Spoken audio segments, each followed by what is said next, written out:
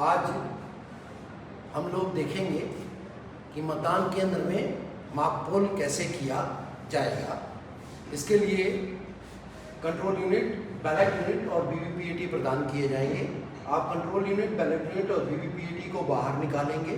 बाहर निकाल करके जहां पर मतदान केंद्र स्थापित करना है तो वास्तविक मतदान के लिए जैसे व्यवस्था करनी है वैसे व्यवस्था करके हम कंट्रोल यूनिट, बैलेट यूनिट और वीवीपीएटी को रखेंगे। तत्पश्चात सबसे पहले जो हमारा तीनों सेट है इसको जोड़ेंगे। जोड़ने के लिए सबसे पहले बैलेट यूनिट के इस कनेक्टिंग लीड को लेंगे और वीवीपीएटी के कनेक्टिंग पॉइंट पर लाल को लाल से और काले को काला से जोड़ेंगे। खट की आवाज आएगी और हम इसको इस तरह से बंद करेंगे।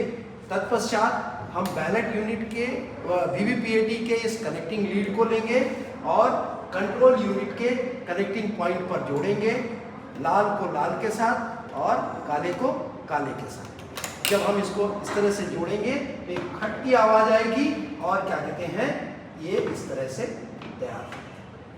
तो अब हमने देख लिया कि पहले बैलेट यूनिट को वीवीपीएटी से और वीवीपीएटी को कंट्रोल यूनिट से जोड़ दिया। तत्पश्चात हम जो हमारी वीवीपीएटी है वो ट्रांसपोर्ट मोड में है तो हम इसके काले बटन को क्या करेंगे, वर्किंग मोड में लाएंगे। अब हमारी मशीन किसी भी प्रक्रिया में इस्तेमाल करने के लिए तैयार है। तो अब हम देखेंगे कि हम मॉक पोल कैसे करेंगे। तो मॉक पोल के करने के लिए हम सबसे पहले क्या करेंगे, कंट्रोल यूनिट के बटन को स्विच ऑन करेंगे। जब हम इसके कंट्रोल यूनिट के बटन को स्विच ऑन करेंगे तो ये कंट्रोल यूनिट ऑन होगी और इस तरह से 7 पर्चियां गिरने लगेंगी। आपको चेक करना है कि इसमें से 7 पर्चियां गिर रही हैं कि नहीं। आप काउंट कर लेंगे कि 7 पर्चियां गिर रही हैं। वहां पर जो एजेंट मौजूद होंगे उनको बताएंगे कि ये 7 पर्चियां जो हैं वो इस वीवीपीएटी को, इस कंट्रोल यूनिट को चेक कर रही हैं कि इसके अंदर जो चीज़ें रिकॉर्ड की जानी है वह सही तरीके से काम करेंगी कि नहीं। जब 7 पर्चियां गिर जाएंगी और ये जो कंट्रोल यूनिट है इसमें आ जाएगा ईवीएम इज रेडी। जब ईवीएम इज रेडी आ जाएगा तब हमें ये देखना है कि अब मशीन में मॉक पोल की प्रक्रिया करनी है। तो मॉक पोल की प्रक्रिया करने के लिए हमको ये देखना है कि जो वहाँ पर एजेंट या अभ्यर्थी मौजूद हैं तो उनके समक्ष हमें जितने भी कैंडिडेट हैं उन सबको मिनिमम 1-1 वोट और मैक्सिमम 50 वोट काउंट करके दिखाने हैं। तो इसके लिए हम क्या करेंगे कि वहाँ पर जो अभ्यर्थी मौजूद हैं या अभिकर्ता मौजूद हैं उनसे कहेंगे कि आप लोग 1-1 मत डालें अपने अभ्यर्थियों को। और देखिए, ये देखिए इसने दिखा दिया ईवीएम इज रेडी। जब ईवीएम इज रेडी आ जाएगा तो हम सबसे पहले क्या करेंगे, इसका टोटल बटन दबाएंगे।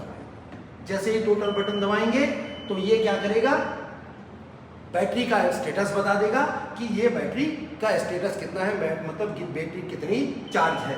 तत्पश्चात ये क्या बताएगा, डेट एंड टाइम बता देगा कि आज कौन सी तारीख है और कितने बजे हैं। अब इसके बाद इसमें कितने कैंडिडेट सेट हैं तो आपके जो विधानसभा उसमें जितने कैंडिडेट सेट होंगे उनकी संख्या दिखा देगा जहां पर आप मतदान किए करने गए हुए हैं। तत्पश्चात ये दिखाएगा टोटल पोल्ड वोट 0।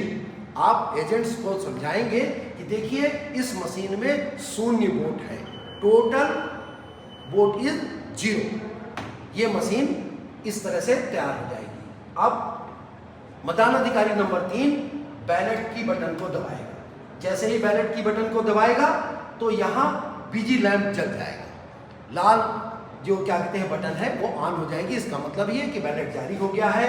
अब मतदाता क्या करेगा, जिस किसी को भी मतदान करना है उसके सामने के बटन को दबाएगा। जब बटन को दबाएगा तो एक पर्ची कटेगी जो जिस कैंडिडेट के लिए उसने दबाया है और उसके बटन के सामने ये लाल बटन दिखलाई पड़ेगी और वो उसी के पहचान की पर्ची गिराएगी और गिर जाएगा। एक लंबी बीप की आवाज आएगी और इस कंट्रोल यूनिट का ये जो बिजी लैंप है ये बंद हो जाएगा। ये प्रक्रिया बतानी है। तत्पश्चात पुनः बैलेट बटन जारी करना है जैसे ही बैलेट बटन जारी करेंगे तो यहाँ बिजी लैंप जल जाएगा और यह मशीन वोट के लिए तैयार हो जाएगी।